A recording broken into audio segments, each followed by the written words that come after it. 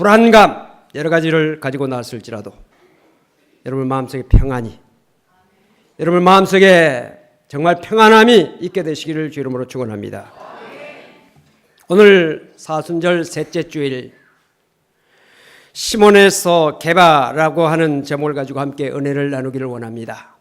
이 사순절이라고 하는 것은 부활절 전 6주일을 빼고 난 40일을 사순절이라고 말합니다. 이 기간 동안은 예수님의 십자가의 고난을 생각하면서 회개하고 기도하고 말씀을 묵상하고 또 경건의 삶을 구제하고 선교하며 우리의 믿음을 성장시키는 그런 기회로 삼아야 될 줄로 믿습니다.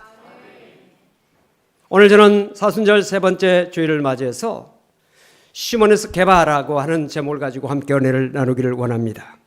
우리 인간에게는 가능성이 있습니다. 주 안에서 무한한 가능성이 우리들에게 있다는 사실입니다. 죽은 자도 살리시는 주님의 능력 앞에서 오늘도 병든 몸을 가지고 났을지라도 건강을 회복할 수 있다는 가능성을 믿음 안에서 여러분들이 가지시고 실제로 여러분들의 질병이 치료받는 귀한 시간이 되기를 원합니다. 여러분들의 자녀들을 향한 마음속에 여러 가지 절망이 있고 근심이 있고 걱정이 있을지라도 우리 하나님은 우리를 새롭게 하시는 하나님이시다 하는 사실을 여러분들이 기억하시면서 소망을 갖기를 바랍니다. 여러분의 기업의 문제나 직장에서도 여러 가지 절망하고 고통하고 괴로움을 가지고 있을지라도 우리 하나님은 가능성을 우리에게 주시는 하나님이시다. 발전하고 성장하는 귀한 역사가 있게 되시기를 주 이름으로 축원합니다. 아이들에게 묻습니다. 너는 장차 무엇가 되고 싶니? 저는 의사가 되고 싶어요. 간호사가 되고 싶어요. 경찰이 되고 싶어요. 저는 군인이 되고 싶어요. 우주비행사가 되고 싶어요. 택시 드라이버가 되고 싶어요. 소방관 되고 싶어요. 과학자, 축구선수, 야구선수, 음악가, 발레리나 등등 여러 가지를 말합니다. 물론 아이들의 꿈이 다 이루어지는 것은 아닙니다. 오늘 자리에 참석하신 여러분들 어렸을 적의 꿈을 나는 이루고 있다, 다 이루었다고 하시는 분들이 과연 몇 분이나 될까요? 저도 어렸을 적의 꿈은 의사가 되는 것이었습니다. 저의 어머니의 기도의 제목은 목사가 되는 것이었습니다. 나는 아니라고. 또 건축 일을 하시는 형님은 너는 건축기사가 되라. 그런 일을 늘 저에게 그런 소망을 심어주었습니다. 그런데 저는 지금 목사가 되어 있어요. 내 꿈이 이루어진 게 아닙니다. 어머니의 기도가 이루어진 것이죠. 그렇다고 해서 제가 지금 실패한 인생입니까? 잠언서 16장에 사람이 마음으로 자기 길을 계획할지라도 그의 걸음을 인도하시는 이는 여호와 하나님이시다. 우리 인간이 생각하고 계획하는 것이 반드시 옳은 것은 아닙니다. 바른 것은 아닙니다. 좋은 것은 아닙니다. 우리가 혹시 잘못 생각하고 잘못 판단하고 있는 것이 있다 할지라도 우리 하나님은 좋으신 하나님이시니 우리를 선한 길로, 좋은 길로, 복된 길로 인도해 준다는 사실을 믿으시기를 바랍니다. 오늘도 우리 주님은 우리에게 가능성을 열어주시고 계신다. 그래서 절대로 너는 안 돼라고 하는 말을 우리가 해서는 안 됩니다. 어떤 분은 말합니다. 목사님, 아무개 집사 자르세요. 집사 자격이 없습니다. 뭐 그런 사람이 집사입니까? 교회에 정말 욕만 돌리고 말이죠. 하나님의 영광 가리우는 저런 사람 집사로 세워서는 안 됩니다.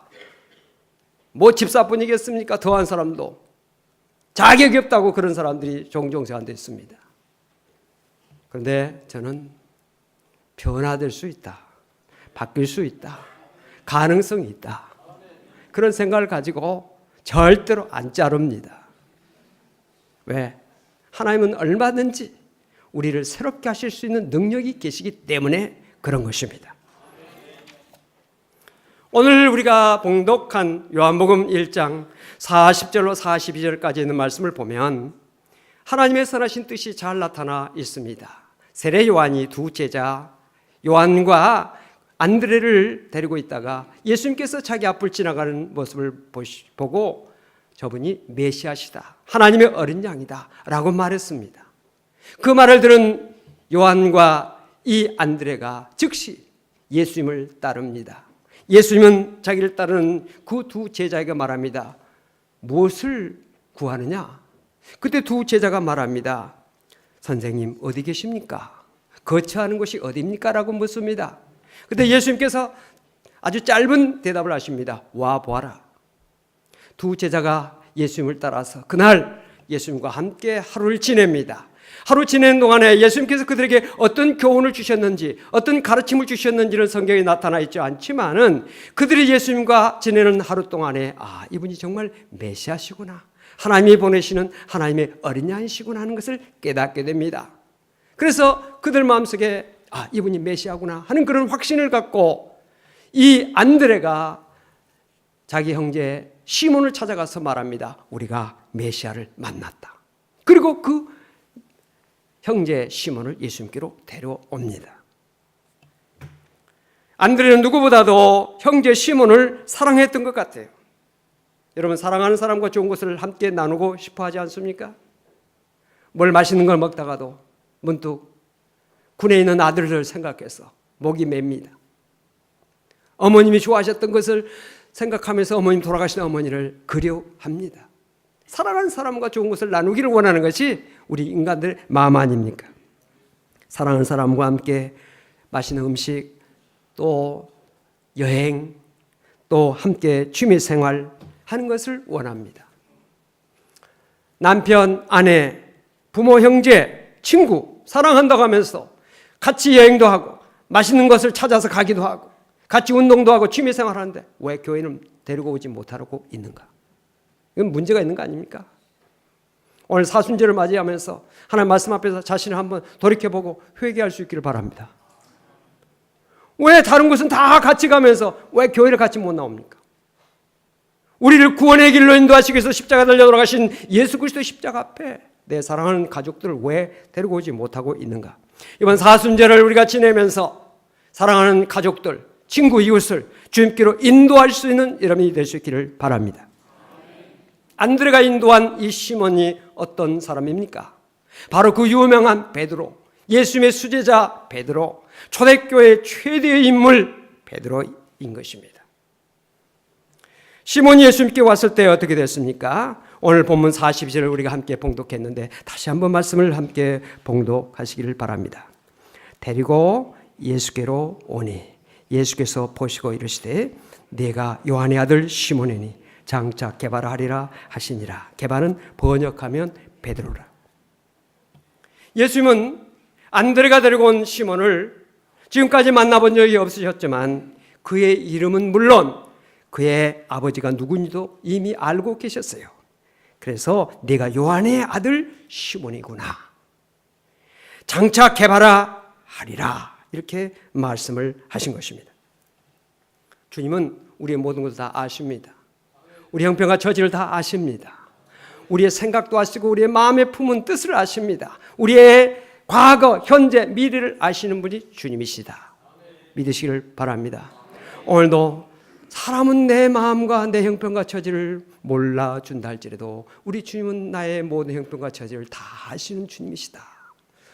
나의 형편과 처지, 나의 모든 문제를 주님 앞에 다 아뢰고 주님의 도움과 주님의 능력과 주님의 축복을 받는 성도가 되어지기를 바랍니다.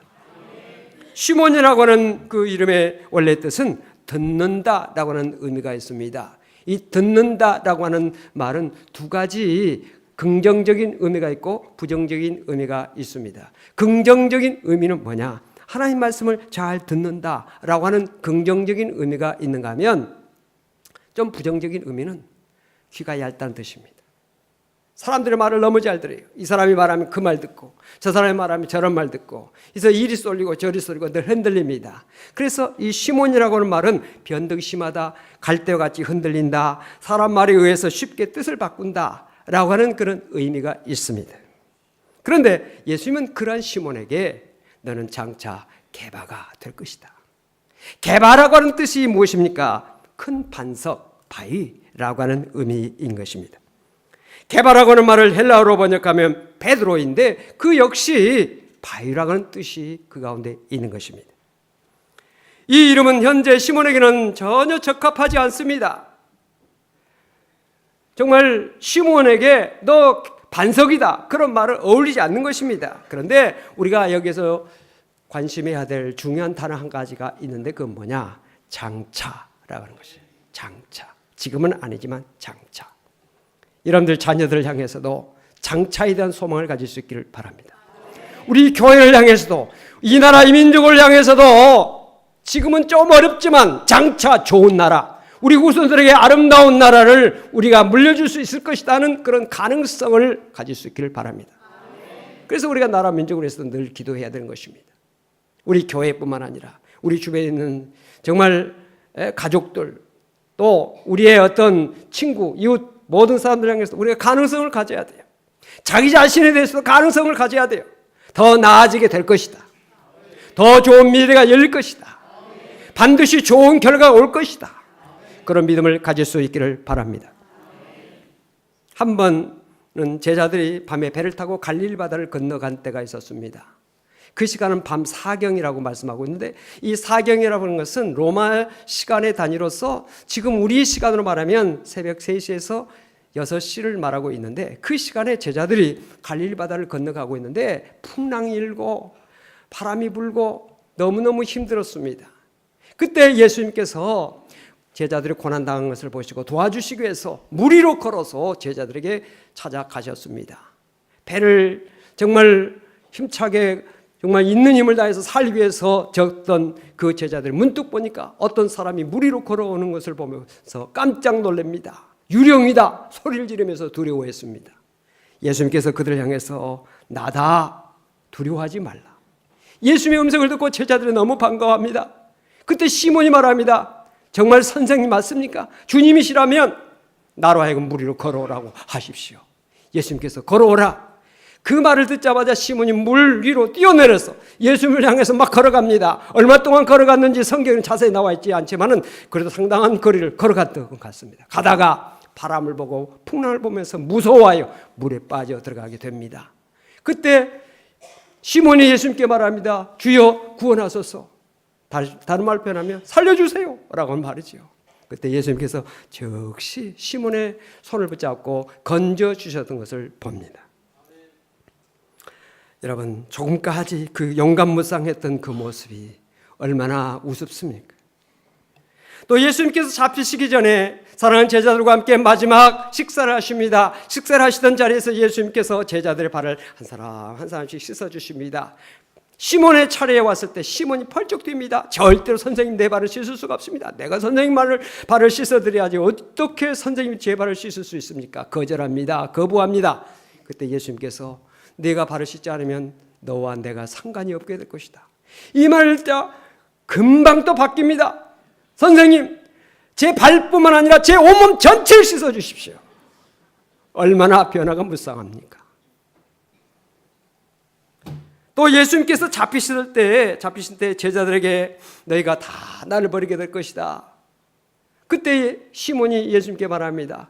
여기에 있는 모든 사람들이 다 주를 버릴지라도 나는 절대로 버리지 않습니다. 죽을지언정 주님을 버리지 않습니다. 장담을 합니다. 그런데 주님께서 잡히실 때 도망갑니다. 도망가다가 양심이 있으니까 내가 도망가지 않는다고 그랬는데 멀찍이 주님을 따릅니다. 가야바의 뜰에까지 따라갑니다. 그때 가야바의 그 집안에서 일하고 있는 여자 하인이 시몬을 보면서 당신 예수 제자 맞죠? 라고 말합니다. 그때 그 시몬이 말합니다. 나 예수 몰라. 3번 부인합니다. 부인하면서 정말 맹세하면서 저주까지 했어요. 얼마나 우습습니까? 얼마나 그 시몬의 모습이 정말 왔다 갔다 합니까? 그런 시몬을 향해서 너 개바다 반석이다 라고 하는 말이 어울리겠습니까? 그런데 아까 말씀드렸듯이 중요한 단어가 하나 있다고 그랬죠? 장차. 장차. 오늘 자리에 장차의 축복 여러분들이 함께 하시기 바랍니다. 장차. 장차. 어린아이의 자라는 모습을 보면서 장차 이 아이가 어떻게 될까? 어떻게 자랄까? 소망이 있잖아요. 마태복음 16절 보면 시몬이 예수님께 그 유명한 신앙 고백을 하죠. 주는 그리스도시요 살아계신 하나님의 아들이십니다. 예수님께서 이 말씀을 정말 이 신앙 고백을 듣고 너무 기뻐하시고 시몬을 축복하십니다. 뭐라고 축복하십니까? 너는 베드로다. 내가 이 반석 위에 나의 교회를 세우게 될 것이다. 내가 너에게 천국 열쇠를 주노니 내가 땅에서 매면 하늘에서도 매일 것이고 땅에서 풀면 하늘에서도 풀릴 것이다. 놀라운 축복을 주셨습니다. 그러면 시몬이 그런 축복을 받고 그때부터 딱 굳게 섭니까? 아닙니다. 또 흔들립니다. 넘어지고 흔들립니다. 요한복음 21장을 보면 예수님께서 부활하셨음에도 불구하고 모든 걸 다 버리고 저 갈릴리 바닷가에 돌아갔어. 고기잡이에 그 삶으로 되돌아갑니다. 다른 말로 표현하면 낙향한 거죠. 이제 예수 그만 믿어. 제자 이제 나는 사직했어. 나는 이제는 고기 잡는 여생을 지내고 살 거야. 돌아간 겁니다. 예수님께서는 시몬을 그냥 놔두지 아니하시고 그곳까지 찾아가셨어요. 자기의 일상생활로 돌아가버린 낙심한 시리에 빠진 그 시몬을 찾아가셔서 시몬아 내가 나를 사랑하느냐 3번 물으시잖아요. 오늘도 주님 여러분을 찾아오시는 역사, 여러분을 찾아오시는 주님을 만날 수 있기를 바랍니다. 절망의 자리에, 고통의 자리에, 슬픔의 자리에, 낙심의 자리에, 질병의 자리에 여러분들이 고통하고 있는 그 자리를 주님께서 지나치지 아니하시고 내버려 두지 아니하시고 찾아오시는 주님. 우리 주님의 특징은 찾아오시는 주님이신 것입니다. 하늘의 높은 보좌를 버리시고 이 땅에 우리를 찾아오시는 주님. 오늘도 찾아오시는 주님을 만날 수 있기를 바랍니다. 내가 나를 사랑하냐 3번 물으십니다. 3번 부인했던 일, 그 시몬의 마음속에 확신을 주시겠어. 시몬이 대답합니다. 내가 주님을 사랑합니다. 내 어린 양을 먹여라. 내 양을 쳐라. 내 양을 먹이라. 3번의 사명 주셨습니다. 유대인들에게 있어서 3번은 참 중요한 것입니다. 확실한 어떤 그 대답, 이것을 3번, 맹세도 3번, 이런 식으로 확신을 갖게 하는 것입니다. 시몬이 그때 그곳까지 찾아오신 주님 앞에 사명을 받습니다. 그리고는 그때는 정말로 개바로서 반석으로서 흔들리지 않는 사명자의 길을 갑니다. 언제까지? 거꾸로 십자가에 달려 죽는 순교자의 자리에 이를 때까지. 할렐루야. 사랑하는 성도 여러분들, 이 아침에 자신을 한번 생각해 보시기 바랍니다. 사순절 3번째 주를 우리가 보내면서 나는 정말 내 믿음이 어떤가? 나는 내가 어떤 사명을 지금 받았다고 생각하고 있는가? 또 그 사명을 내가 어떻게 감당하고 있는가? 스위스의 철학자 칼 히티라고 하는 사람은 말하기를 인생에서 가장 행복한 날은 자신에게 주어진 사명을 발견하는 날이다. 그랬어요. 오늘 이 아침이 여러분들에게 가장 행복한 날이 될 수 있기를 바랍니다. 하나님 말씀 앞에서 내게 주어진 사명이 무엇인지를 깨닫는 날. 시몬에게 있어서 가장 아름다운 날은 요한복음 21장에 나오는 그 디베랴 바닷가 새벽에 주님이 찾아오셔서 내가 나를 사랑하느냐 목양의 사명을 주셨고 그 사명을 자기가 감당하기로 결단하고 주님 앞에 새로운 삶을 출발했던 것이 그의 인생의 가장 아름다운 행복한 날이 아니었을까요? 오늘 이 아침에 여러분들에게 행복한 날이 될 수 있기를 바랍니다. 영국의 종교 개혁자 웨슬리는 말했습니다. 하나님 나라를 이 땅에 건설해 나가는 것이 우리의 사명이다. 다시 말하면 하나님의 나라를 세우는 일, 교회를 세우는 일, 복음을 전하는 일, 영혼을 구원하는 일, 영혼을 새롭게 바꾸는 그 일이 우리에게 주어진 귀한 사명이라는 사실을 존 웨슬리는 그렇게 말하고 있는 것입니다. 이것은 사도 바울이 고린도전서 9장에서 내가 복음을 전할지라도 자랑할 것이 없으면 내가 부득불 할림이라 만일 복음을 전하지 않으면 내게 화가 있을 것이라 라고 하는 그 말 속에 분명히 담겨져 있습니다. 성도에게 주어진 최고의 사명, 복음 전파의 사명이에요. 주님께서 십자가에 달려 돌아가시고 부활하시고 난 다음에 40일 동안 제자들과 함께 계시다가 마지막 하늘로 승천하실 때 정말 사랑하는 제자들에게 마지막 남기신 말씀이 내 증인이 되라. 복음 전파자가 되라. 이 사명을 주셨던 것을 우리가 말씀을 통해서 알고 있는 것입니다. 이 사명은 우리에게 선택사항이 아닙니다. 이 사명은 의무사항입니다. 이 의무를 감당하지 못한 자에게는 화가 미칠 수 있다고 사도 바울은 그의 고린도전서 9장에서 분명하게 말씀하고 있는 것입니다. 사도 바울은 이 복음 전파의 사명을 어떻게 감당했습니까? 사도행전 20장 24절에 내가 달려갈 길과 주 예수께 받은 사명 곧 하나님의 은혜의 복음을 증언하는 일을 마치려 하면은 나의 생명조차 조금도 귀한 것으로 여기지 아니하노라. 이 사명 감당하기 위해서는 내 생명 중하지 않다는 거예요. 내 생명이 복음 사명보다 더 귀한 것이 아니라는 것이죠. 복음 사명이 더 중요한 것이라고 그런 고백하고 있습니다. 사도 바울은 이 고백대로 복음 전파의 사명을 감당하다가 로마에서 참수형을 당함으로 순교자의 반열에 들어가는 것을 우리는 알고 있습니다. 프랑스 종교개혁자 켈빈은 말하기를 하나님께서 주신 사명을 순종치 않고서는 그분께서 약속하신 축복들을 받을 수 없다 말하고 있습니다. 의무 감당 없이 권리를 주장할 수 없는 것처럼 하나님께서 주신 모든 축복은 하나님께서 주신 사명을 감당할 때 주어진다는 사실을 분명히 말하고 있는 것입니다. 오늘 사순절 셋째 주일을 우리가 지내면서 하나님 말씀 앞에서 자신을 한번 살펴보시기 바랍니다. 나는 과연 어떤 믿음을 가지고 있는가? 내가 감당하고 있는 사명이 무엇인가? 그 사명을 얼마나 내가 지금 잘 감당하고 있는가? 하나님께서 우리들을 이 땅에 의미 없이 잠시 살다가 죽으라고 보내신 것이 결코 아닙니다.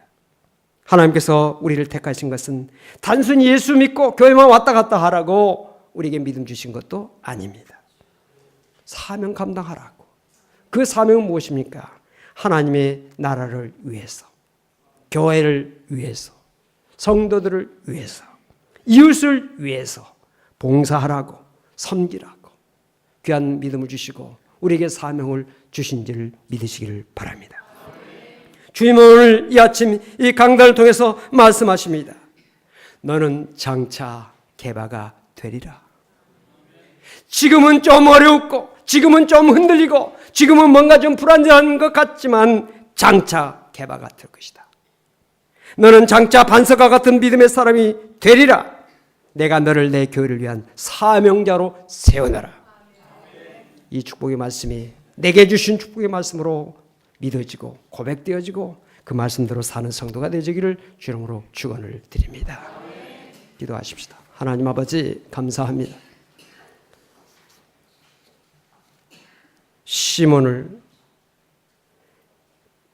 개바로 만드신 주님, 반석과 같은 믿음으로 사명자로 세우신 주님, 오늘 이 시간도 역사하여 주셔서 저희 연약한 믿음을 굳건케 해주시고 부족한 저희의 사명 감당을 주님 앞에 합당하고 주님을 기쁘시게 하는 사명자로 날마다 변화시켜 주시옵소서. 우리의 모든 삶을 주님 다 아십니다. 주님의 능력 안에서 우리에게 놀라운 가능성이 있다는 사실을 믿고 믿음 안에서 놀라운 하나님의 은혜와 축복을 체험하는 우리 모든 성도가 되게 하여 주시옵소서. 병든 자도 치료해 주시고 강건케 해주시고 지금은 슬프고 고통과 어려움 가운데 있을지라도 장차 기쁨과 감사와 하나님의 놀라운 역사를 이루시는 우리 모든 성도가 될 수 있도록 함께하여 주시옵소서. 우리 교회와 이 민족 이 나라가 더욱더 새로워지고 아름다운 미래가 열 수 있도록 복을 내려 주옵소서. 예수 그리스도로 간절히 기도하옵나이다. 아멘.